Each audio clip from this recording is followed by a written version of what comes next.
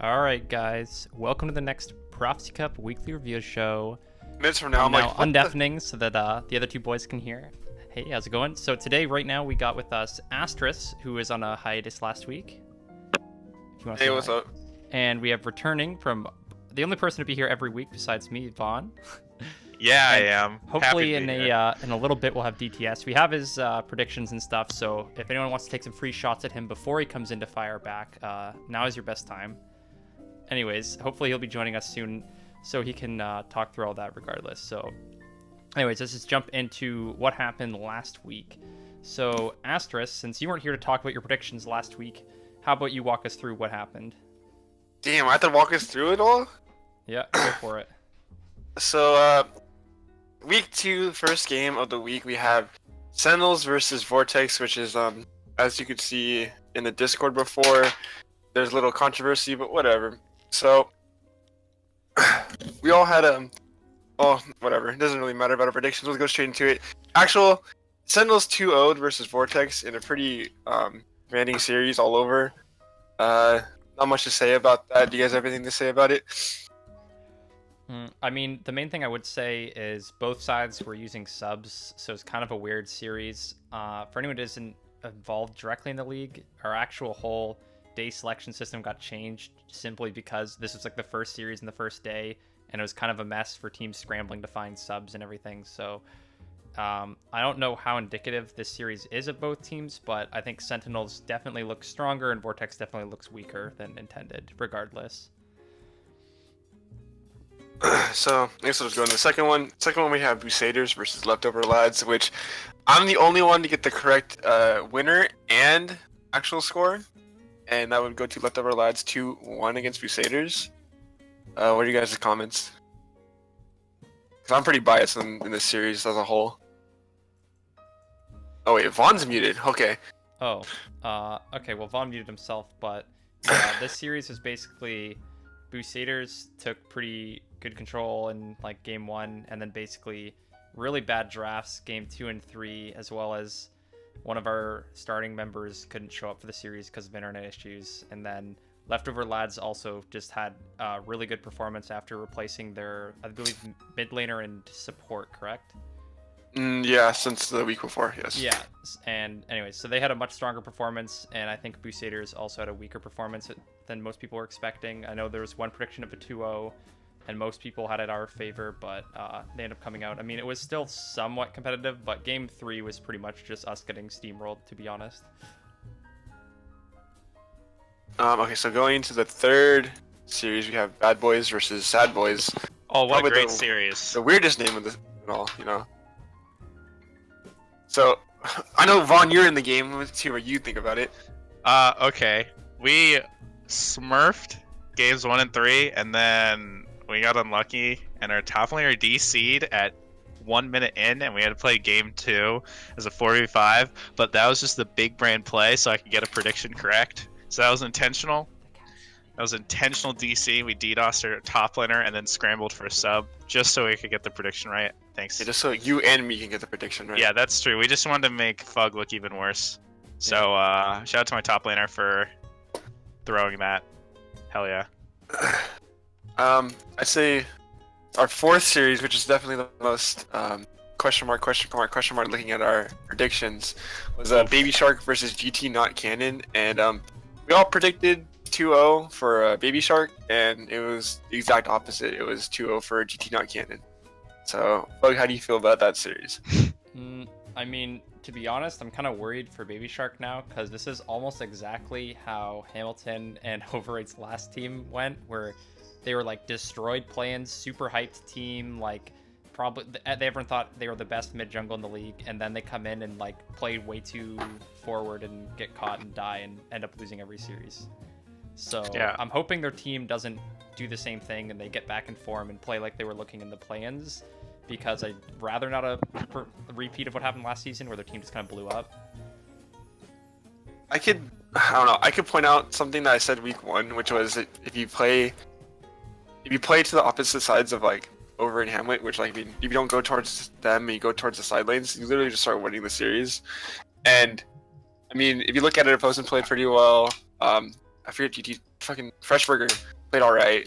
So you see these players play well, and then Overrated Hamlet can't just like duo carry. So same thing as last time in my opinion. But yeah, for our last series of week 2, we have Yeehaw 5 versus Guardians of the Rift, which yet again we all said that it was 2-0 for Yeehaw 5, and it was actually 2-1, but Yeehaw 5 did end up winning.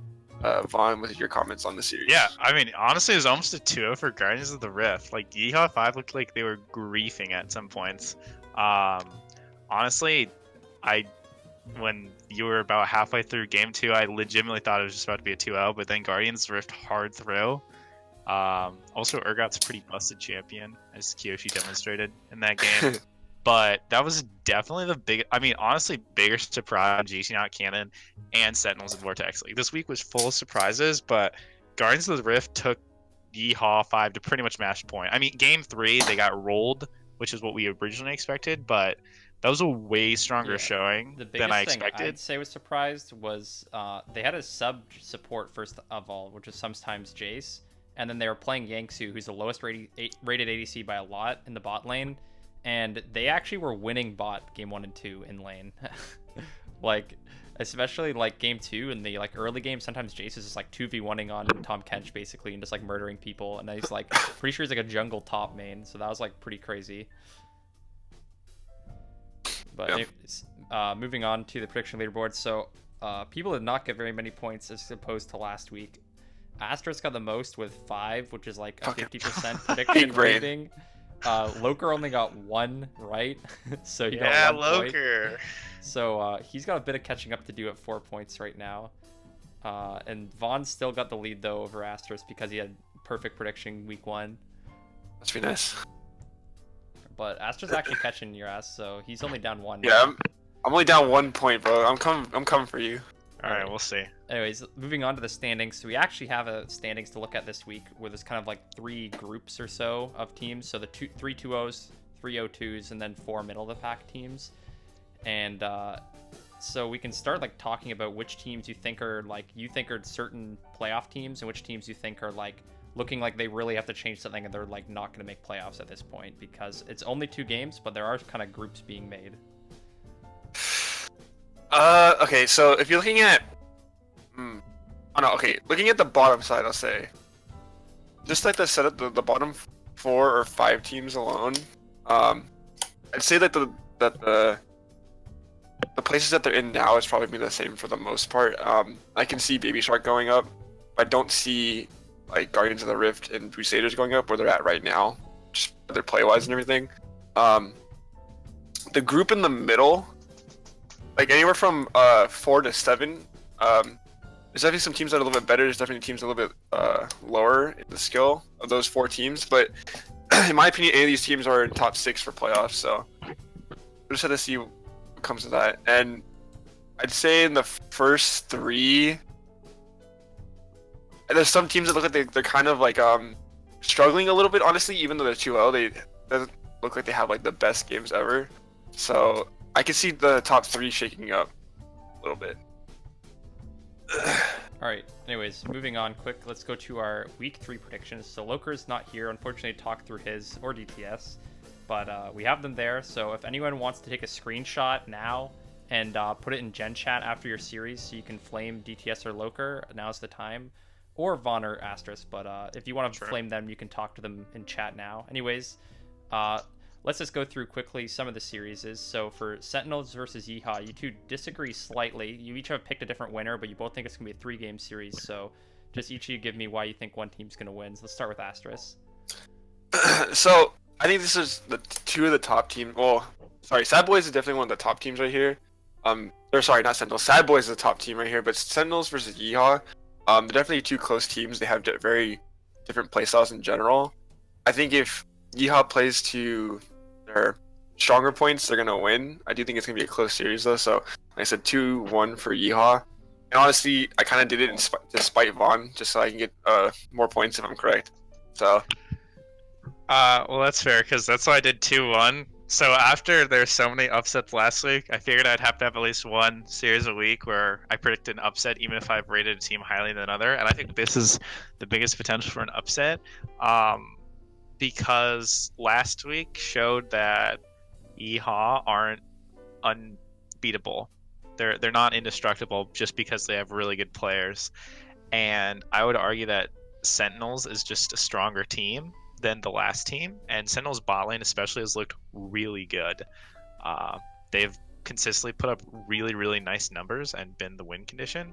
So if Sentinels bot lane can perform well, I honestly see them taking the series, and I really like their unconventional picks. And as a new team, this is going to be their first real test this series because their other opponents have either been pretty crippled in terms of their lineups or just not one of our projected really strong teams. So this is definitely the series that I'm going to make sure to sit down and watch, but that's about all I have to say about that one. I will point out real quick though, Sentinel's bot lane lost to me and Panda in play-ins, so Okay. just want to throw that out there. They're still better than you guys. Come on. Okay, whatever. Let's go on to the next series. We have Guardians of the Rift versus Baby Shark. So most people looks like they're still predicting Baby Shark to win. I know, as you said, Guardians of the Rift almost beat Yeehaw 5. I think this is kind of a game, in my opinion, where this is like Baby Shark kind of better win this, or it's looking real bad for them. This is do or die. This is do or die. I mean, This is like a mental break series. Like if you it lose, really is. Both the teams are tied for last right now, and so whatever series, whatever way it goes, it's gonna be huge. And honestly, after last week, like Guardians of the Rift, I know I just said it was more of Yeehaw 5 looking weak, but that doesn't discredit the play that Guardians of the Rift made. Like some of their players, I think their mid lane especially was a really pleasant surprise because I didn't know that player. But if Baby Shark can't find a third win in a row after going 5-0 in play-ins, that's gonna, I don't know. That's a yikes from me. So I'm taking Baby Shark, but it could really go either way. So moving on to the next series, Bad Boys versus GT Not Canon. I think most people would have easily given this one a 2-0 for Bad Boys before last week. And I know both of you are still giving it to them, but since DTS isn't here, Vaughn, since you gave one game to GT Not Canon, maybe you walk through why you think what GT Not Canon has to do to basically get the win over Bad Boys here. Yeah, okay. So I'll do that because I've always thought GT Not Canon was a mid-range team. I've never thought they were that low or that high, so I think they have potential against anyone. And when I watch their game, they look a lot better with the roster changes. Namely, Opposin can have a lot more freedom because he's really good. So with the new support, I'm honestly expecting their bot lane to do really well, and that's going to determine a big part of that series. Because even though Charlie Smells is the main carry of Bad Boys, if their bot lane can get a significant advantage, Opposin can match that. So I don't know. It's again one of those teams that the roster has changed so much that there's just too many variables that I don't know. And also, if Bad Boys has their full roster, they'll also look a lot stronger. Because even though with their sub, like Michael J. Fox, he played really well. Just gonna say that, like he played like a monster in our series. But I think just as a team perspective, they are stronger with Ropey just from synergy. So if they can field the full roster, I don't see Bad Boys losing, but I can 100% see it going to Game 3 because of GT Not Canon's improved roster. All right, moving on to the next series, Sad Boys versus Crusaders. I'm gonna ask Astrus to take this one since you're the only person not on one of the teams here. So, what's your opinion of how the series is gonna go? Looks like it's pretty unanimous. I don't even want to talk about this. Shining Star on Crusaders is Nova for sure. True.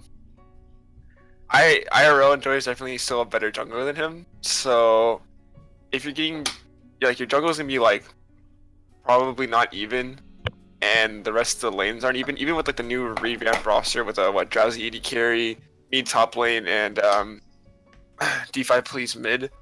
Like even with the revamped roster, I don't see Drowsy honestly making a big impact compared to having Ufug in. But yeah, I'm pretty sure this is kind of an easy series, especially Sad Boys been playing like not only like the singular lanes really well, but they've been playing together as a team really well. And Crusaders haven't looked like they've been playing either of those really well. So it's just kind of okay, well, I guess we just die this lane. I'm I'm approaching the prediction with a slightly different mindset in the sense that I've never seen the Crusaders have the same roster 2 games in a row. I've never seen like they change all the time. So how other than Nova, who's been super rock in the jungle, like actually killing it every week, looks good in the games they win, looks good in the game they lose. The team has so much inconsistency that it's just hard giving them a game, especially because I mean, say bias or not, I feel like Sad Boys are really strong and we have a lot of potential in different roles to work with. And just based off the fact that if we didn't have that DC, which was a part of the series, but if you take out that game, we essentially 2-0'd Bad Boys.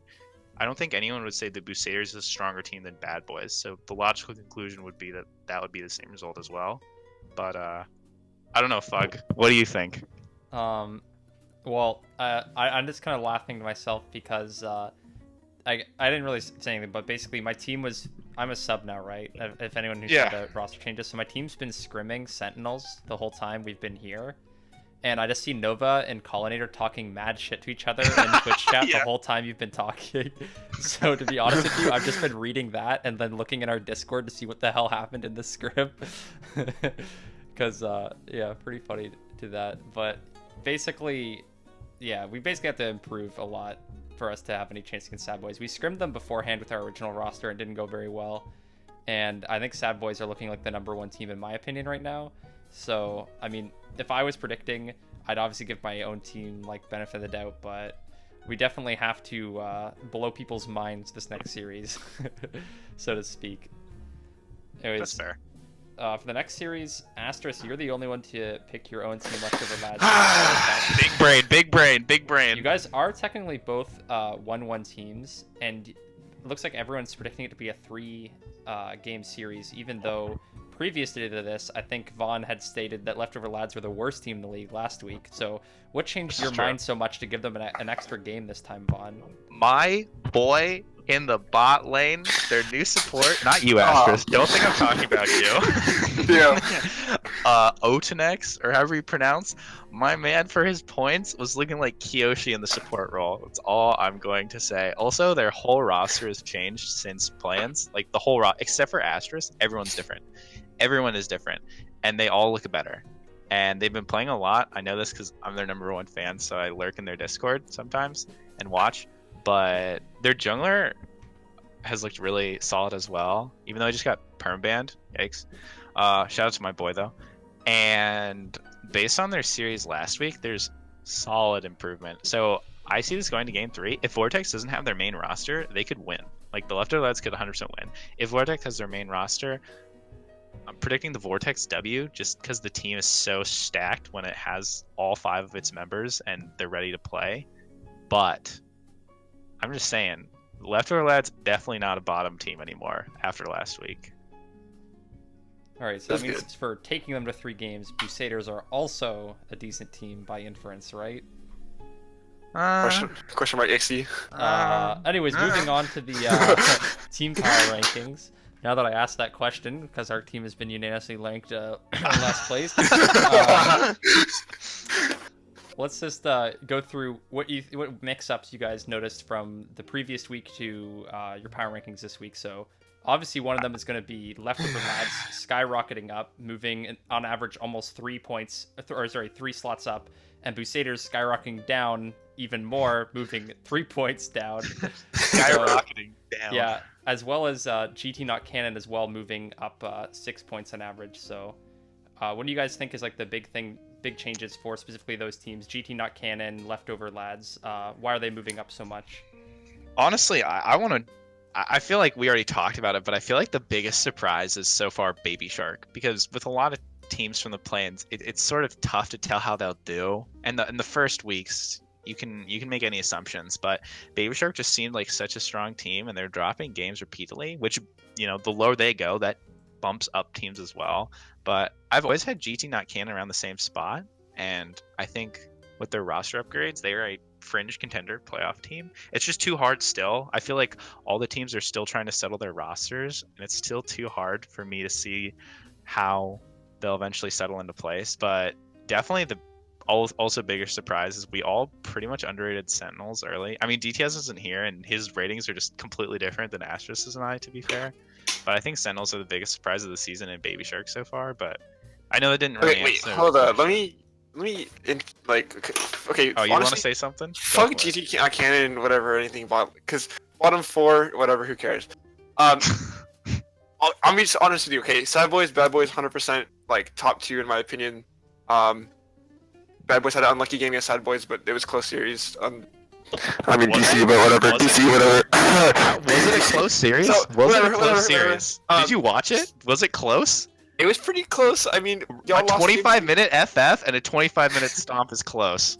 Yeah, they're unlucky. I said unlucky. Come on. All right. So third, Okay. my biggest point right here is Sentinels. Well, actually, Sentinels and Yeehaw.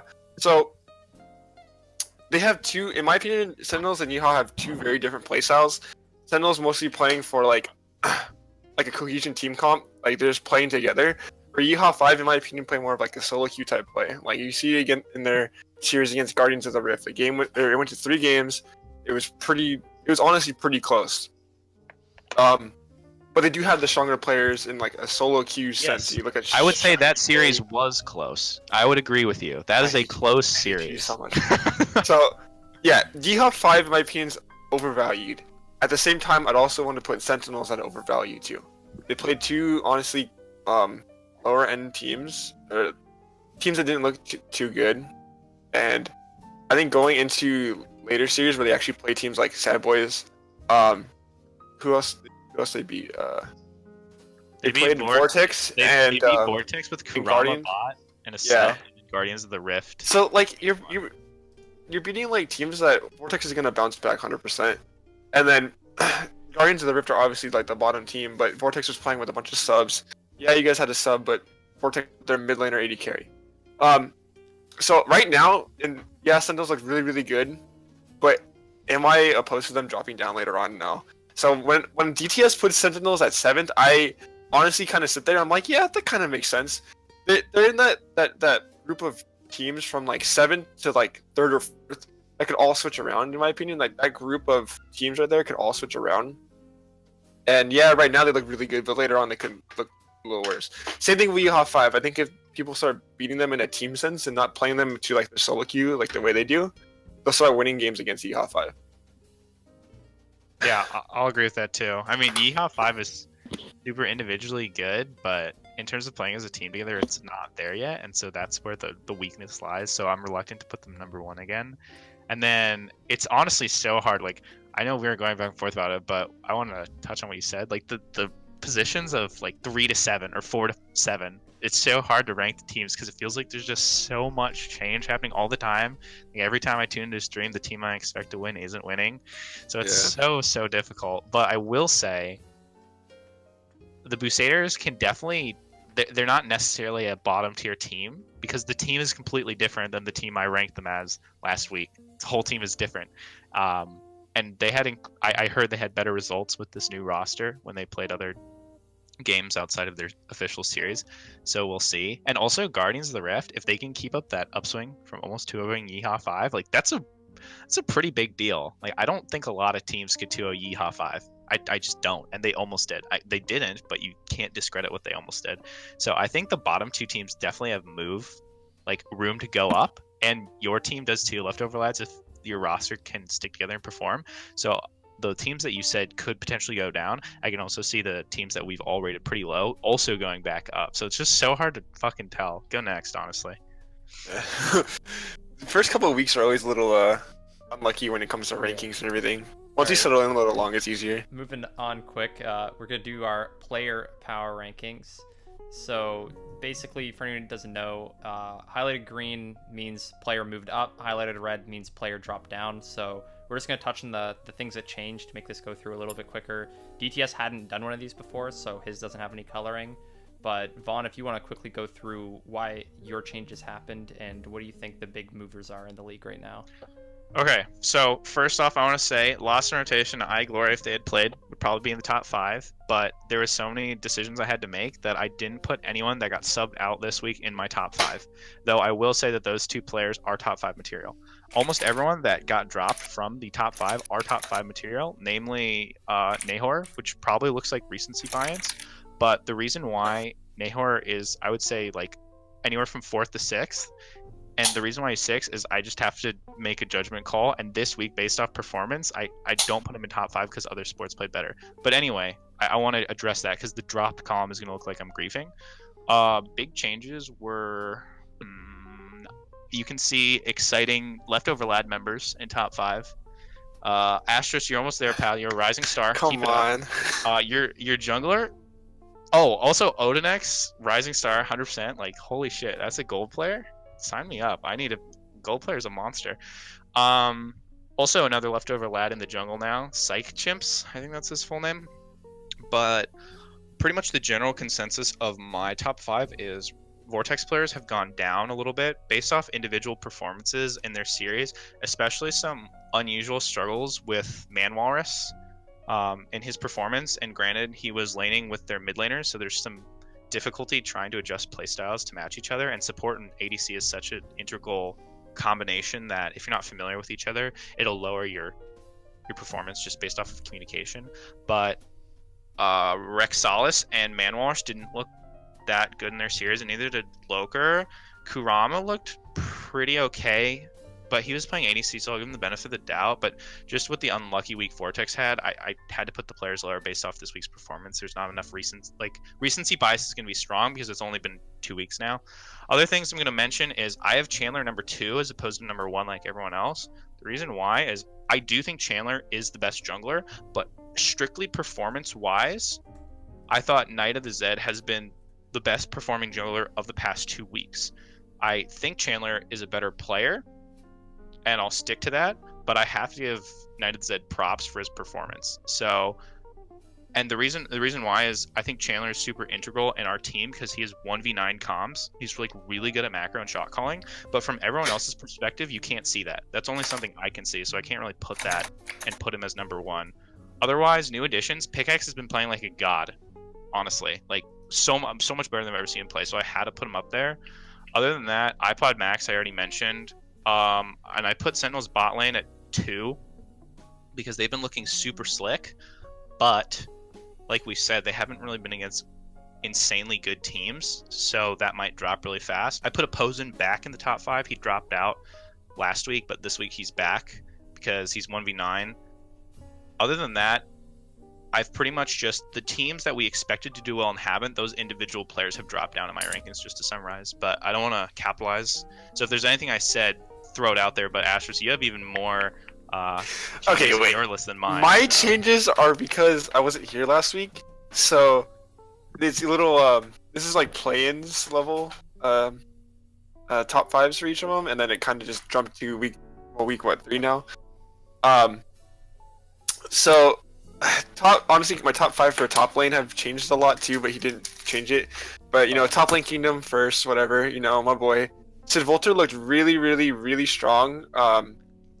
Just in general, he's looked really strong ever since he's played. I'm So Clean also looked like one of the shining stars on his team. Roxas has been playing a lot more consistent in lane in general, so he's been looking like really strong.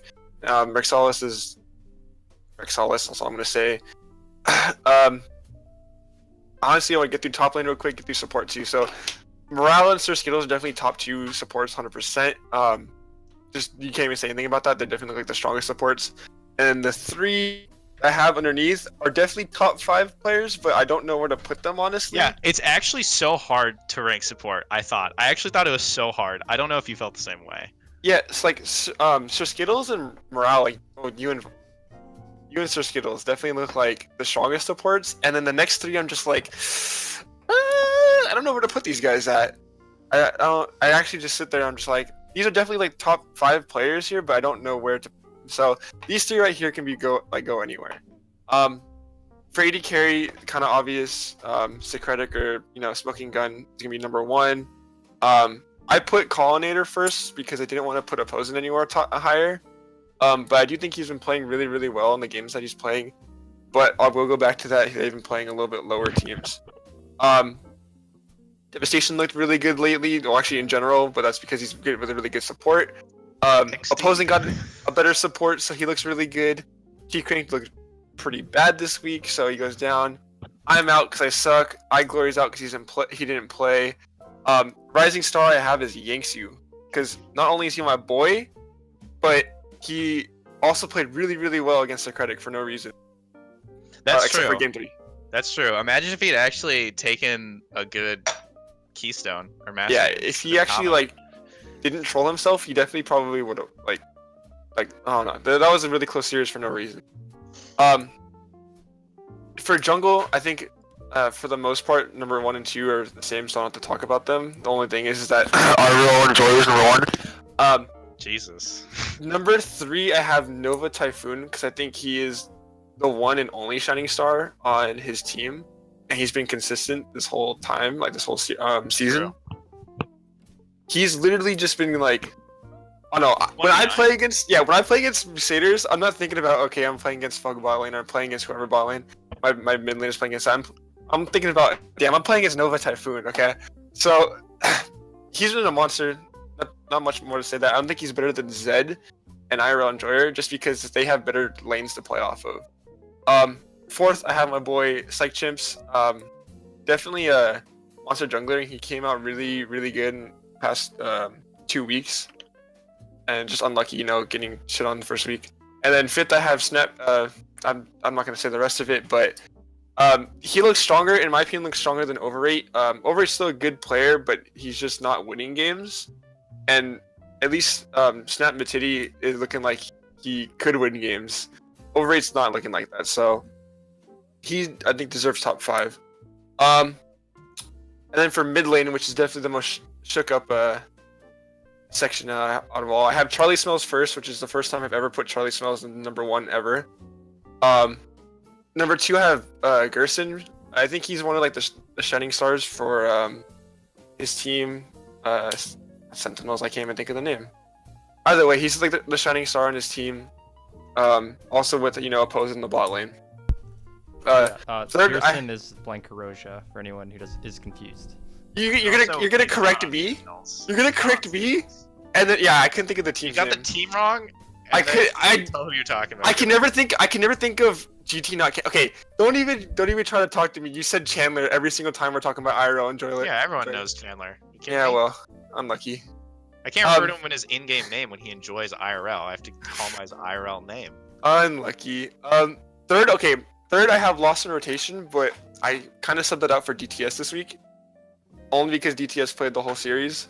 But either or, even no matter which one was in, I'd put them third. For 4th, I have Pickaxe because he's been playing really, really, really, really, really well.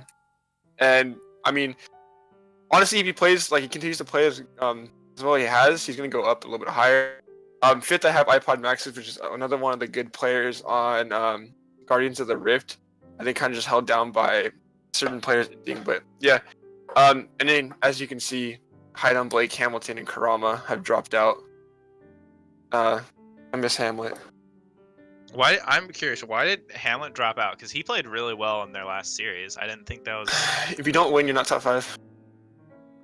I understand now why you're no longer top 5. So yeah, exactly. But no, I don't know, I still have a problem with the whole dynamic of Overrate Hamlet. That's why both of them dropped out. Here's the thing. Nova Typhoon's in your top 5, and they haven't won a single series. Nova's 1v9ing, though. That's different. Alright, well, that's fair.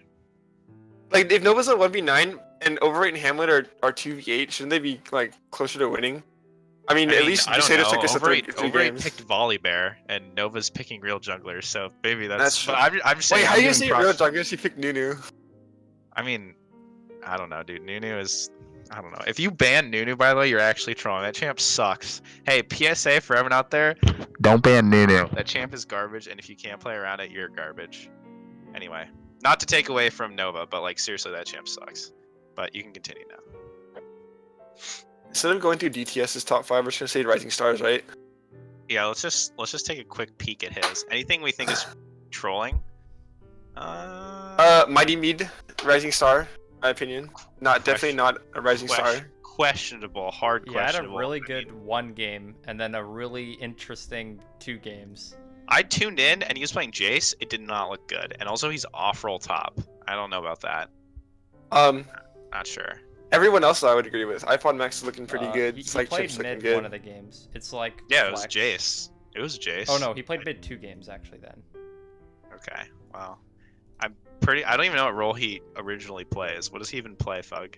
Mid Really? and top. He like So that was his main role. No, he does not play top. He was just talking in general how he had to like learn top. Oh, so... okay. I don't know. When I picked him up, he was playing top in solo queue. But if you queue mid top, that means you get top 50% of the time because unlucky. Pretty much. Yeah. So Top we're is like going the to your- worst role, so that's Wait, hold up. We've got to do the best part, and you guys didn't do it last week either. What? Bottom You player want in to rank each the role. bottom? I want to do bottom in each role. This is the fun Oh, part. thank God I Toxic. removed myself from the starters. Okay, good. Let's go. Alright. Pug Nuggler, AD carry, bottom player, right? Yeah. Well, I mean, now that I got a win on Brand, now that he's left, the Brand win rate can rise again. So thank the Lord for that. I actually But lost every single game. I think I played 4 know. games on Brand. or And you're something, not I even lost all of them. even that bad at Brand. Like I was memeing, but like seriously, that was just I kept watching you bust it out, and so I did it for you. Thanks. But yeah, we'll do. I guess we can do bottom because Astrus is a toxic. I love this part. Yes, okay, let's start from support. So I got I don't even know actually. See, the supports change too much. It's so Yeah, there's a lot. I'm gonna say before Crusaders change, I forget who you guys' support's name. Isn't like John Lee or something? That John Yeah, Lee whoever- is Genius Penis. That guy didn't change. Okay. Genius P is definitely worst support in my opinion. All right. Oh no, up to you guys. I mean, You getting a hard agree? Alright, I like it. sure, I'll take it. I just don't know enough of the other supports, and the supports I do know, I would definitely all say are performing better right now. Alright, bottom AD carry. Don't say Yanks. Why not? Don't say Yangsu. Why would I not? Because he played really well against Okay, I honestly, don't- then he it's was getting- then it's. Jace was kind of 2v1ing lane, and he was just sitting there in MF, in my opinion. I mean, if Yeah, it's not myself. him, then it's Rhino or you. unlucky. Wait, I'm a rising star. Yeah, I know, but I mean, if we're just looking at performance, like I'm not saying you're a bad player, but performance so far, it's like straight up I'm putting Rhino. 100%. Rhino. Because I wasn't impressed with them during play-ins. I was not impressed with them, no. He played really well during plans, at least when I saw him, but I don't know. He hasn't been able to convert in the regular season. I think that's a big problem. Because if he plays well, Baby Shark is a legit team. But I don't know. Yeah, I'll say it's a toss-up between Rhino and Yangsu. But yeah, all right. Let's go on to mid now. This one kind of gets hard for me, in my opinion. Yeah, it actually is. I don't feel like any mid laner is necessarily playing really bad. Can we count Mighty Mead because he played mid last week? Sure. Mighty Mead then. I'll say Mighty Mead. He did not look that great. I'll be real with you, Chief. Say Astrus? Yeah, alright, Astrus mid. Yeah, That's Astrus the mid. worst mid Bottom, laner. bottom, mid laner. Alright. Where's The jungle? jungle. Wait, this is also hard. Yeah. Because there was so We many actually have subs. like, there's a lot of good jungle and mid players in general. Yeah, I didn't even remember. Wow, I actually don't know who I would put. Because I don't feel like any of the junglers are necessarily playing really that badly. This is hard. I don't know. Chat, what do you think? Who's the worst jungler? Throw some things out. I'll take a peek. But I guess if I had to decide, it would be just based off last week, performance-wise. How did Loker play in their series last week? I didn't see it. Loker didn't Because play. he question kind of mark. ran it I down in I our don't feel like he series had early much game. of an impact. He had like a good end game, but I think he was like 0-5 and like 2-8 in our series against him. Loger's been underperforming the series for sure. I don't know if I would call him the worst, but also who I would mean, I call him? I know from playing against him, like his late game's still fine, and he normally is good. But I think if you're just going off how he's performed, I think other junglers have looked more consistent. I would say that if you don't count all the people that have been kicked off their team, he's the worst performing. But he's definitely been performing better than a lot of other junglers that have been playing this season. Oh, But yeah. I don't know if you're for excluding jungler. the people that got benched, yeah, for sure. Yeah, I'm not sure. Top lane. Fresh burger. Wait, I'm trolling. I don't know.